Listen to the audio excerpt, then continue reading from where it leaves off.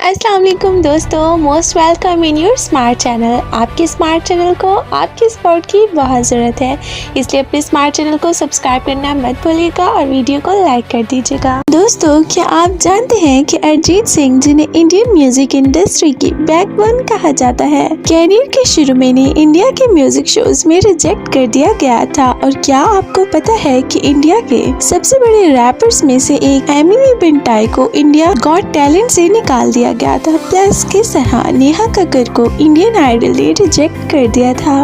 आज की इस वीडियो में मैं आपको रिजेक्ट होने के बाद फेमस होने वाले इंडिया के टॉप सिंगर्स के बारे में बताऊंगी। तो शुरू करते हैं। विशाल मिश्रा। दोस्तों, आपने एनिमल मूवी का सॉन्ग पहले भी मैं तुमसे मिला हूँ तो जरूर सुना होगा। ये गाना इतना फेमस है कि किसी न किसी जगह सुनने को मिल ही जाता है, खासकर इंस्टा की रील्स में। तो ये गाना बहुत ही फेमस है।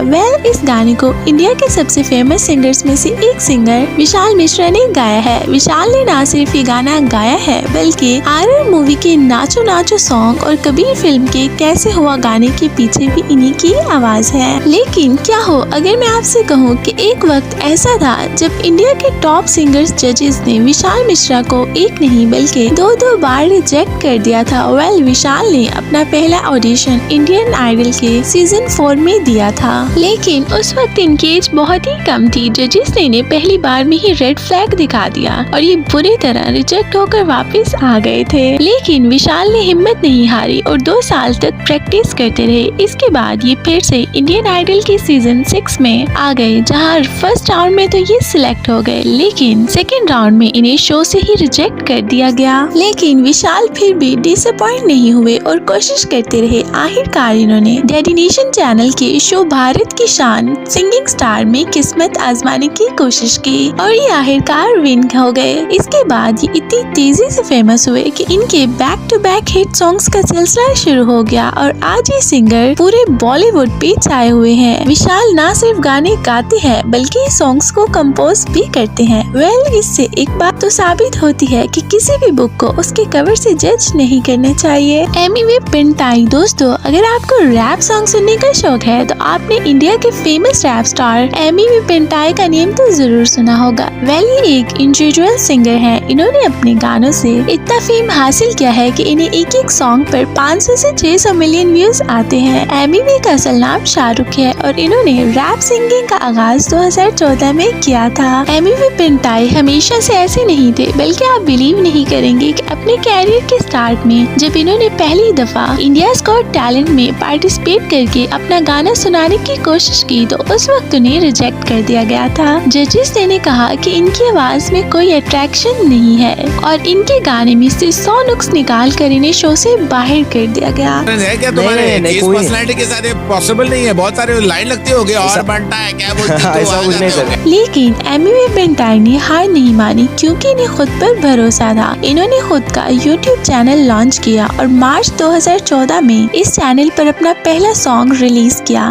इस सॉन्ग का नाम और बिंटाई था और ये काफी ज्यादा हिट हुआ। इसके बाद तो इन्होंने मचाएंगे फिर से मचाएंगे, कंपनी और बापन जैसे हिट सॉन्ग्स रिलीज किए, जिन पर 200 से 600 मिलियन व्यूज हैं। इनके यूट्यूब चैनल पर 21 मिलियन से ज्यादा सब्सक्राइबर्स हैं। सिर्फ इतना ही नहीं बल्कि ये बॉलीवुड मूवीज के लिए भी सॉन्ग गाते हैं। इंडियन मूवी गुल्ली बॉय में इन्होंने एक गाना गाया था जो बहुत ज्यादा फेमस हुआ। इसके अलावा ये 3 साल तक लगातार बेस्ट हिप हॉप सिंगर का अवार्ड भी जीत चुके हैं। एनीवे, अब तो पूरे इंडिया के अंदर इनका सिक्का चलता है। जुबिन नौटियाल। दोस्तों, आज से 14 साल पहले 2011 में इंडिया के रियलिटी शो एक्स फैक्टर में एक लोकल सिंगर ने अपना पहला ऑडिशन देने के लिए हिस्सा लिया था। इसका नाम जुबिन नौटियाल था। इस सिंगर ने ऑडिशन में अपना बेस्ट तो दिया, लेकिन उस वक्त के फेमस सिंगर सोनू निगम ने इसे बुरी तरह रिजेक्ट कर दिया और कहा कि इसकी आवाज में कोई दम नहीं है। लेकिन जजेस और पब्लिक दोनों में से किसी को भी नहीं पता था कि ये लड़का इतना ज्यादा टैलेंटेड होगा कि एक दिन ये अपने रिजेक्ट करने वाले जज को भी क्रॉस कर जाएगा। वेल, जुबिन नौटियाल एक ऐसी पर्सनैलिटी है जिन्होंने अपने पैशन और सिंगिंग से पूरी म्यूजिक इंडस्ट्री में एक मिसाल कायम की है। इनकी आवाज तो कमाल की है ही, लेकिन इन्होंने बॉलीवुड फिल्म इंडस्ट्री को जो गाने दिए हैं, इनका मुकाबला शायद कोई और सिंगर नहीं कर पाएगा। जुबिन नौटियाल के लुट गए सॉन्ग दिल गलती कर बैठा है और तुम ही आना जैसे सॉन्ग्स पर तो 1 बिलियन से भी ज्यादा व्यूज हैं। सिर्फ इतना ही नहीं बल्कि इनके नॉर्मल सॉन्ग्स भी 300 से 400 मिलियन व्यूज करते हैं टीवी सीरीज के चैनल्स पर। तो जुबिन के गानों का तो मुकाबला और कोई सिंगर कर नहीं सकता। इवन बॉलीवुड की कई मूवीज में तो इनके गानों ने ही जान डाली है, जिनमें बजरंगी भाईजान का सॉन्ग कुछ तो बता जिंदगी, मेरी जिंदगी है तो, और इसके अलावा तुझे कितना चाहे सॉन्ग्स शामिल है। एनीवे, जो भी हो, आज तो इनके गाने और वॉइस को सुनकर कोई इमेजिन भी नहीं कर सकता कि किसी दौर में इस बंदे को भी इसकी आवाज की वजह से रिजेक्ट कर दिया गया था।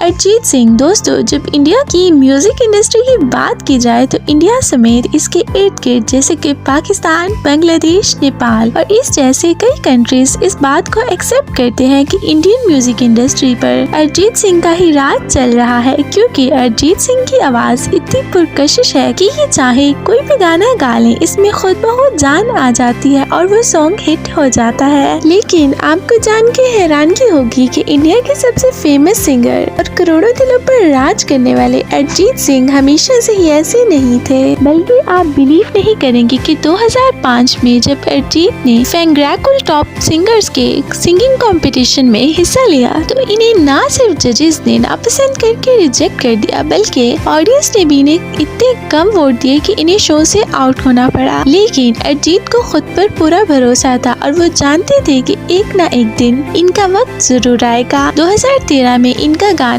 तुम ही हो, जो कि आशिकी 2 के लिए गाया गया था, वो इतना ज्यादा हिट हुआ कि वो म्यूजिक इंडस्ट्री पर छा गया। वेल, इस गाने के बाद तो इंडिया म्यूजिक इंडस्ट्री में अरिजीत का ही दौर शुरू हो गया था। 2013 से लेकर अब 2025 तक बॉलीवुड में कोई ऐसा सिंगर नहीं है जो कि इनका मुकाबला कर सके। वेल, इनके फेमस गानों की लिस्ट इतनी लंबी है कि इसे गिन पाना भी मुश्किल है। अब तक इन्हें दर्जनों अवार्ड्स मिल चुके हैं और यहाँ तक कि 2020 में स्पॉटिफाई ने इन्हें मोस्ट स्ट्रीम्ड इंडियन आर्टिस्ट का टाइटल दिया था। ये बंदा वाकई में प्रो है।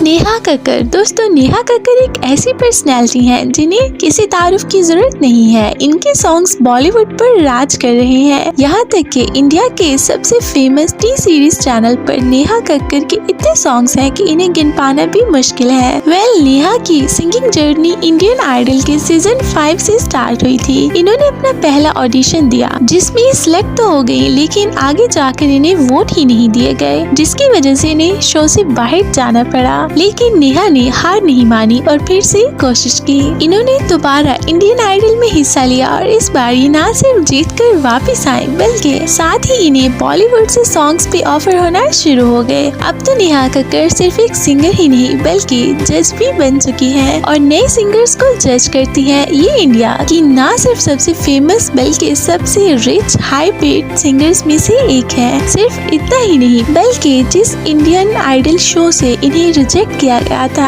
अब ये उसमें जज भी है और सिंगर्स को सिलेक्ट करती है। ये सच में कमाल है।